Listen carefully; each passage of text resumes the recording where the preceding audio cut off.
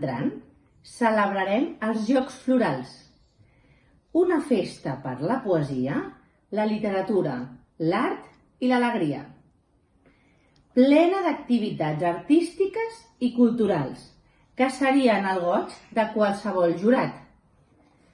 I no ens oblidarem que és Sant Jordi, així que benvinguts als Jocs Florals de Prodis.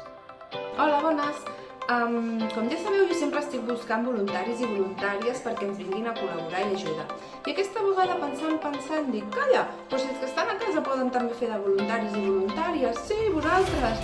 Així que aquesta vegada, una de les activitats que proposem per aquesta setmana és fer un poema, una carta, un dibuix, qualsevol cosa artística per enviar-ho a les persones que estan a l'hospital, tant a les persones malaltes com als professionals que els estan atenent.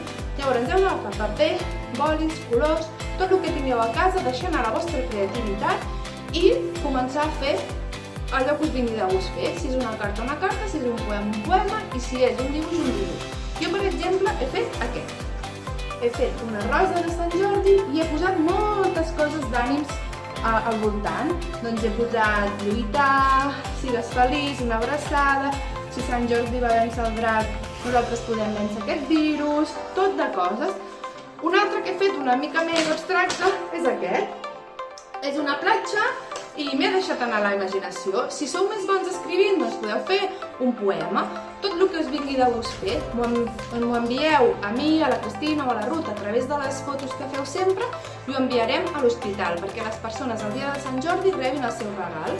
D'acord? Molt bé, doncs espero veure tots els resultats de la vostra creativitat. Una abraçada!